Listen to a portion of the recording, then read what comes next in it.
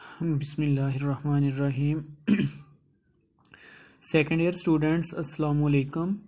Second year students exercise chapter number 7 है और उसकी एक्सरसाइज 7.5 उसका क्वेश्चन नंबर 12, 13 और 15 जो है ये हमारे शॉर्ट सिलेबस में शामिल हैं। आज ये चैप्टर इंशाल्लाह एंड हो जाएगा। क्वेश्चन नंबर 12, 13 और 15 डियर स्टूडेंट्स एक ही मेथड यूज़ हो रहा है सब क्वेश्चंस में। देखिए हमने फाइंड क्या करना है। A force F is equal to 4 I hat minus 3K hat 4I hat minus 3K hat. मतलब डियर स्टूडेंट्स उन्होंने यहाँ पे J हेड जो है उसकी वैल्यू नहीं दी, यानी J हेड यहाँ पे 0 है।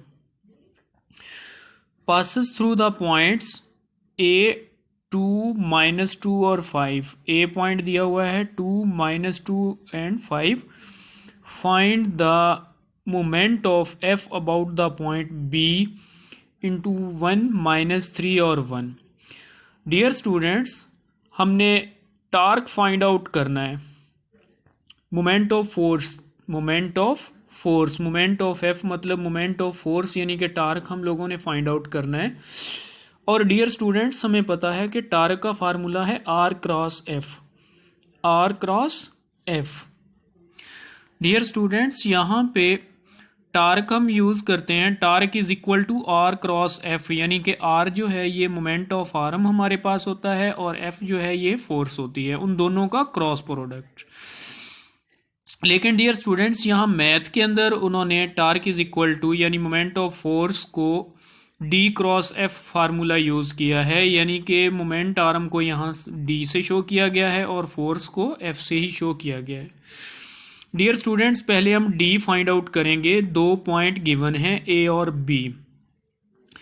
D हम कैसे फाइंड आउट करेंगे? Position vector of A minus position vector of B, position vector of A minus position vector of B।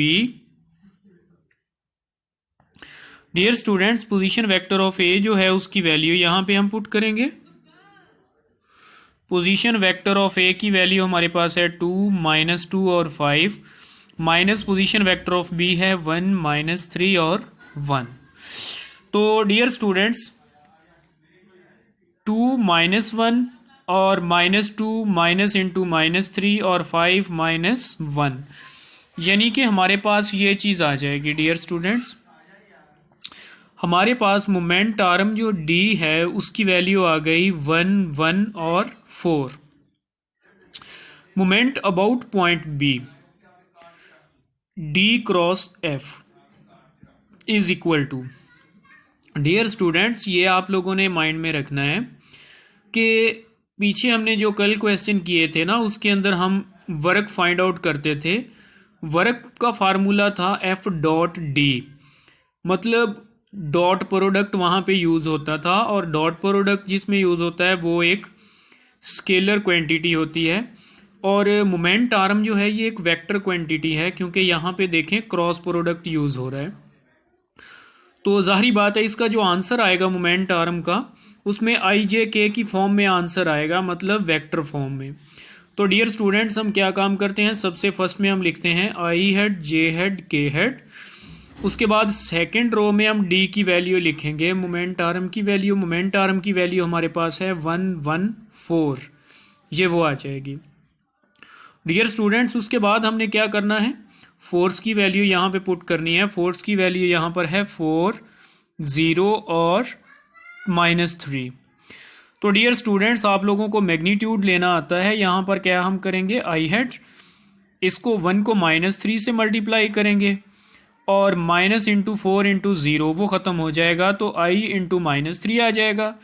J के साथ हमने हमेशा माइनस का साइन लगाना होता है, फिर J वाला कॉलम और ये रो छोड़ देंगे, 1 को -3 से मल्टीप्लाई करेंगे, आगे माइनस लगाकर 4 को इस 4 से मल्टीप्लाई करेंगे, प्लस K इंटू 1 को 0 से मल्टीप्लाई किया 0, -1 को 4 से मल्टीप्लाई किया -4 आ जाएगा। डियर स्टूडेंट्स हमारे पास मोमेंट अबाउट पॉइंट B जो है वो -3 I head plus 19 J head minus 4 के हेड फाइनल आंसर आ जाएगा। इसके साथ ही डियर स्टूडेंट्स इसका ये जो क्वेश्चन नंबर 13 है, देखें डियर स्टूडेंट्स यहाँ पे भी उन्होंने लिखा हुआ है give a force F is equal to 2I head plus J head minus 3 K head. ये फोर्स गिवन है acting at a point A 1 minus 2 1। Find the moment of F about the point B। Dear students आप लोगों ने एक बात mind में रखनी है, देखें हालांकि हमने मोमेंट उसमें वर्क डन के अंदर भी डिस्प्लेसमेंट D फाइंड आउट करते थे, लेकिन D हम उसमें इस तरीके से फाइंड आउट करते थे कि वहाँ पर स्टेटमेंट ये थी कि हम एक फोर्स किसी जिस्म के ऊपर अप्लाई करते हैं, किसी बॉडी के ऊपर फोर्स अप्लाई करते हैं, और वो जो फोर्स है वो उस जिस्म को, उस बॉडी को A पॉइंट से B तक खींच के ले जाती है। मतलब इनिशियल पॉइंट हमारा A हुआ करता था और फाइनल पॉइंट B हुआ करता था। इसलिए जब हम डिस्प्लेसमेंट फाइंड आउट करते थे तो displacement is equal to AB, मतलब position vector of B minus position vector of A, यानी फाइनल पॉइंट में से इनिशियल पॉइंट को माइनस किया करते थे। लेकिन डियर स्टूडेंट्स यहाँ आप लोग देखें A पॉइंट भी दिया हुआ है, B पॉइंट भी दिया हुआ है, लेकिन A पॉइंट में से B को ही माइनस किया जा रहा है, A में से ही B को माइनस किया जा रहा है। वो इस वजह से माइनस किया जा रहा है कि यहाँ पर डियर स्टूडेंट्स उन्होंने कहा है कि पॉइंट फोर्स हम लगाते A पॉइंट पे हैं, लेकिन वो असर किसके ऊपर करती है, B पॉइंट पे असर करती है। डियर स्टूडेंट्स फॉर एग्जांपल अगर हम क्या काम करें कि टूटी के वाल को ओपन करते हैं, वाल को जब हम ओपन करते हैं तो या फुहारा वगैरह जो होता है उसके वाल को जब हम ओपन करते हैं, ओपन कैसे करते हैं कि जिस जगह पे हम फोर्स लगाते हैं हैंडल पर, फोर्स हम हैंडल पर लगाते हैं, मतलब वो हैंडल हमारे पास A पॉइंट हो गया। लेकिन हैंडल पर जब हम फोर्स लगाते हैं तो वो असरअंदाज होता है, वो फोर्स असरअंदाज होती है उस पॉइंट पे जहाँ से पानी ने निकलना होता है। तो इसका मतलब ये हुआ कि फोर्स हम लगाते और पॉइंट पे हैं। जिस तरीके से डियर स्टूडेंट्स फॉर एग्जांपल हम गाड़ी के स्टीयरिंग का जिक्र करते हैं, गाड़ी का स्टीयरिंग, अब फोर्स हम गाड़ी के स्टीयरिंग पे लगाते हैं, फॉर एग्जांपल वो गाड़ी का जो स्टीयरिंग है हमारे पास वो A पॉइंट हो गया। लेकिन डियर स्टूडेंट्स वो स्टीयरिंग पर जब हम फोर्स लगाते हैं, A पॉइंट पर जब हम फोर्स लगाते हैं, वो असर किस जगह पे जाके करती है, टायरों के ऊपर, गाड़ी के टायरों के ऊपर। इसका मतलब है टायरों वाला जो पॉइंट है वो B है। फोर्स लगाते हम A पॉइंट पर हैं, लेकिन वो असर करती है B पॉइंट पर। यानी जैसे मैंने गाड़ी की एग्जांपल आपको दी कि फोर्स हम लगाते हैं स्टीयरिंग के ऊपर, लेकिन वो असर किस पे करती है, टायरों के ऊपर। इसलिए हमने इनिशियल पॉइंट यहाँ पर B को लेना है और फाइनल पॉइंट A को लेना है।